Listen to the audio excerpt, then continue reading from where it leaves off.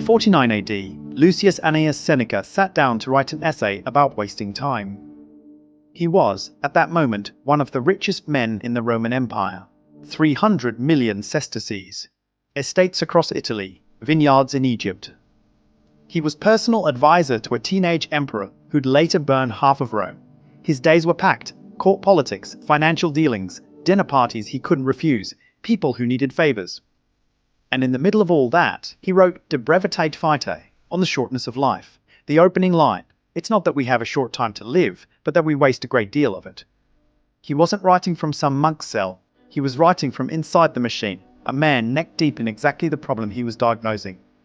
That's what makes this essay hit different from every other piece of advice about time you've ever read. Seneca's argument isn't what you think it is. He doesn't say time is precious. Everyone says that. His claim is sharper: you aren't running out of time. You're giving it away to people and activities you'd never choose if you actually thought about it. Here's what he wrote. People are frugal in guarding their personal property, but as soon as it comes to squandering time, they are most wasteful of the one thing in which it's right to be stingy. Think about that for a second. You'd notice if someone took £20 from your wallet. You wouldn't even blink if someone took an hour of your afternoon.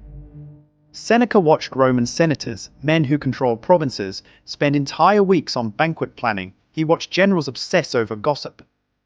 He watched the most capable people in the empire pour their days into things that wouldn't matter to them on their deathbed, and he recognized himself in every one of them. The essay gets specific. Seneca lists exactly where the time goes. How much of your life has been taken up by a moneylender? How much by a mistress? How much by a patron? How much by a client? How much by quarreling with your wife? He's not guessing, he's cataloguing, and the list reads like it was written yesterday. Swap moneylender for mortgage, swap patron for boss. Swap quarreling with your wife for scrolling your phone at midnight pretending you're about to sleep. The mechanism hasn't changed in 2,000 years. You fill the hours with urgency that isn't urgent. You mistake movement for progress. And here's the part that actually stings. Seneca says, you do it voluntarily. Nobody's forcing you. You act like mortals in all that you fear, and like immortals in all that you desire. You're afraid of death, that you live like you've got forever. That contradiction is running your life right now. It was running his too. Now here's what you can't ignore. Seneca wrote this essay while serving as advisor to Nero. His schedule wasn't his own. His calendar was stuffed with political obligations, court appearances, financial management of a fortune that required constant attention. He was telling you not to waste your time while being unable to stop wasting his own. His critics, and there were many even in his lifetime, called him a fraud. Dion Cassius wrote that Seneca preached poverty while living in luxury.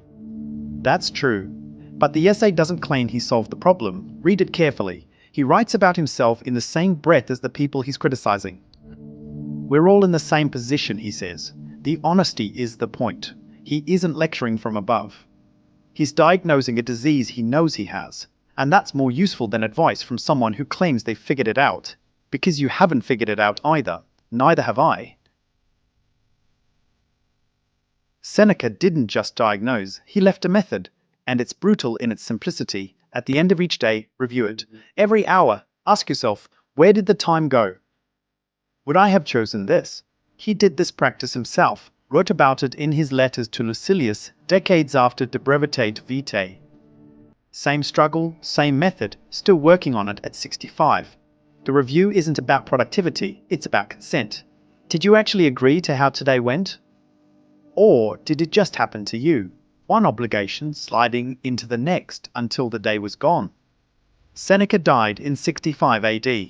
Nero ordered him to kill himself. He opened his veins in a hot bath, still talking, still dictating thoughts to the end.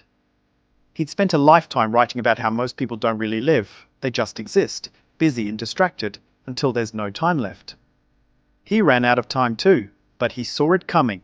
That's the difference he was trying to hand you.